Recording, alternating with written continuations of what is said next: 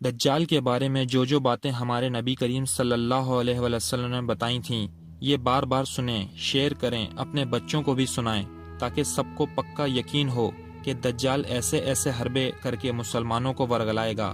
بے شک آپ صلی اللہ علیہ وسلم کی ہر بات سچی ہے۔ دجال یہودیوں کی نسل سے ہوگا، جس کا قد ٹھگنا ہوگا، دونوں پاؤں ٹیڑھے ہوں گے، جسم پر بالوں کی بھرمار ہوگی، رنگ سرخ یا گندمی ہوگا، سر کے بال حبشیوں کی طرح ہوں گے، ناک چونچ کی طرح ہوگی، بائیں آنکھ سے کانا ہوگا، دائیں آنکھ سے انگور کے بقد ناخنا ہوگا، اس کے ماتھے پر کافر لکھا ہوگا، جسے ہر مسلمان بآسانی پڑھ سکے گا۔ اس کی آنکھ سوئی ہوئی ہوگی مگر دل جاگتا رہے گا۔ شروع میں وہ ایمان و اصلاح کا دعویٰ لے کر اٹھے گا، لیکن جیسے ہی تھوڑے بہت متسبین میسر ہوں گے، وہ نبوت اور پھر خدائی کا دعویٰ کرے گا۔ اس کی سواری بھی اتنی بڑی ہوگی کہ اس کے دونوں کانوں کا درمیانی فاصلہ ہی 40 گز کا ہوگا۔ ایک قدم تا حد نگاہ مسافت کو طے کر لے گا۔ مزید ڈسکس کرنے سے پہلے اس ویڈیو کو لائک کریں، چینل کو سبسکرائب کریں اور بیل آئیکن پر ضرور کلک کریں۔ دجال پکا جھوٹا اور اعلیٰ درجے کا شبدے باز ہوگا۔ اس کے پاس غلوں کے ڈھیر اور پانی کی نہریں ہوں گی۔ زمین میں مدفون تمام خزانے باہر نکل کر شہد کی مکھیوں کی مانند اس کے ساتھ ہو لیں گے۔ جو قبیلہ اس کی خدائی پر ایمان لائے گا، دجال اس پر بارش برسائے گا، جس کی وجہ سے کھانے پینے کی چیزیں ابل پڑیں گی اور درختوں پر پھل آ جائیں گے۔ کچھ لوگوں سے آ کر کہے گا کہ اگر میں تمہارے ماؤں اور باپوں کو زندہ کر دوں تو تم کیا میری خدائی کا اقرار کرو گے؟ لوگ اسبات میں جواب دیں گے۔ اب دجال کے شیطان ان لوگوں کے ماؤں اور باپوں کی شکل لے کر نمودار ہوں گے۔ نتیجتاً بہت سے افراد ایمان سے ہاتھ دھو بیٹھیں گے۔ اس کی رفتار آندھیوں سے زیادہ تیز اور بادلوں کی طرح رواں ہوگی۔ وہ کرشموں اور شبدے بازیوں کو لے کر دنیا کے ہر چپے کو رون دے گا۔ تمام دشمنان اسلام اور دنیا بھر کے یہودی امت مسلمہ کے بغض میں اس کی پشت پناہی کر رہے ہوں گے۔ وہ مکہ معظمہ میں گھسنا چاہے گا، مگر فرشتوں کی پہرہ داری کی وجہ سے ادھر گھس نہ پائے گا، اس لیے نامراد ذلیل ہو کر واپس مدینہ منورہ کا رخ کرے گا۔ اس وقت مدینہ منورہ کے 7 دروازے ہوں گے اور ہر دروازے پر فرشتوں کا پہرہ ہوگا، لہٰذا یہاں پر بھی منہ کی کھانی پڑے گی۔ انہی دنوں مدینہ منورہ میں 3 مرتبہ زلزلہ آئے گا، جس سے گھبرا کر بہت سارے بے دین شہر سے نکل کر بھاگ نکلیں گے۔ باہر نکلتے ہی دجال انہیں لقمہ تر کی طرح نگل لے گا۔ آخر ایک بزرگ اس سے بحث و مناظرے کے لیے نکلیں گے اور خاص اس کے لشکر میں پہنچ کر اس کی بابت دریافت کریں گے۔ لوگوں کو اس کی باتیں شاک گزریں گی، لہٰذا اس کے قتل کا فیصلہ کریں گے، مگر چند افراد آڑے آ کر یہ کہہ کر روک دیں گے کہ ہمارے خدا دجال نعوذ باللہ کی اجازت کے بغیر اس کو قتل نہیں کیا جا سکتا ہے۔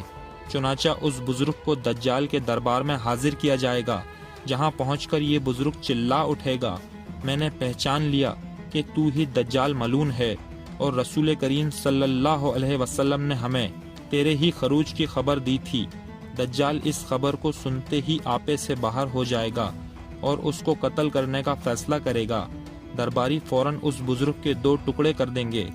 دجال اپنے حواریوں سے کہے گا کہ اب اگر میں اس کو دوبارہ زندہ کر دوں تو کیا تم کو میری خدائی کا پختہ یقین ہو جائے گا؟ یہ دجالی گروپ کہے گا کہ ہم تو پہلے ہی سے آپ کو خدا مانتے ہوئے آ رہے ہیں، البتہ اس معجزے سے ہمارے یقین میں اور اضافہ ہو جائے گا۔ دجال اس بزرگ کے دونوں ٹکڑوں کو اکٹھا کر کے زندہ کرنے کی کوشش کرے گا۔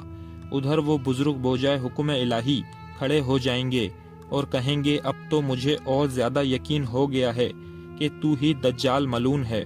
وہ جھنجھلا کر دوبارہ انہیں ذبح کرنا چاہے گا، لیکن اب اس کی قوت سلب کر لی جائے گی۔ دجال شرمندہ ہو کر انہیں اپنی جہنم میں جھونک دے گا، لیکن یہ آگ ان کے لیے ٹھنڈی اور گلزار بن جائے گی۔ اس کے بعد وہ ملک شام کا رخ کرے گا، لیکن دمشق پہنچنے سے پہلے ہی حضرت امام مہدی علیہ السلام وہاں آ چکے ہوں گے۔ دجال دنیا میں صرف 40 دن رہے گا، ایک دن 1 سال، دوسرا دن 1 مہینہ اور تیسرا دن 1 ہفتہ کے برابر ہوگا۔ بقیہ معمول کے مطابق ہوں گے۔ حضرت امام مہدی علیہ السلام دمشق پہنچتے ہی زور و شور سے جنگ کی تیاریاں شروع کر دیں گے، لیکن صورتحال بظاہر دجال کے حق میں ہوگی، کیونکہ وہ اپنے مادی و افرادی طاقت کے بل بوتے پر پوری دنیا میں اپنی دھاک بٹھا چکا ہوگا۔ اس لیے عسکری طاقت کے اعتبار سے اس کی شکست بظاہر مشکل نظر آ رہی ہوگی، مگر اللہ کی تائید اور نصرت کا سب کو یقین ہوگا۔ حضرت امام مہدی علیہ السلام اور تمام مسلمان اس امید کے ساتھ دمشق میں دجال کے ساتھ جنگ کی تیاریوں میں ہوں گے۔ تمام مسلمان نمازوں کی ادائیگی دمشق کی قدیم شہرائے آفاق مسجد میں جامع اموی میں ادا کرتے ہوں گے۔ ملی شیرازہ لشکر کی ترتیب اور یہودیوں کے خلاف صف بندی کو منظم کرنے کے ساتھ ساتھ حضرت امام مہدی علیہ السلام دمشق میں اس کو اپنی فوجی سرگرمیوں کا مرکز بنائیں گے، اور اسی وقت یہی مقام ان کا ہیڈ کوارٹر ہوگا۔ حضرت امام مہدی علیہ السلام ایک دن نماز پڑھنے کے لیے مصلی کی طرف بڑھیں گے تو عین اسی وقت حضرت عیسیٰ علیہ السلام کا نزول ہوگا۔ نماز سے فارغ ہو کر لوگ دجال کے مقابلے میں نکلیں گے۔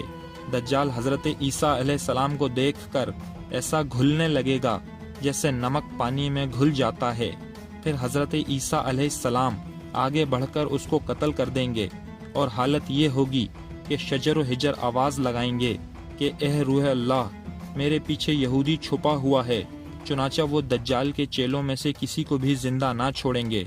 پھر حضرت عیسیٰ علیہ السلام صلیب کو توڑیں گے، یعنی صلیب پرستی ختم کریں گے، خنزیر کو قتل کر کے جنگ کا خاتمہ کریں گے، اور اس کے بعد مال و دولت کی ایسی فراوانی ہوگی کہ کوئی اسے قبول نہ کرے گا، اور لوگ ایسے دیندار ہو جائیں گے کہ ان کے نزدیک ایک سجدہ دنیا و مافیا سے بہتر ہوگا۔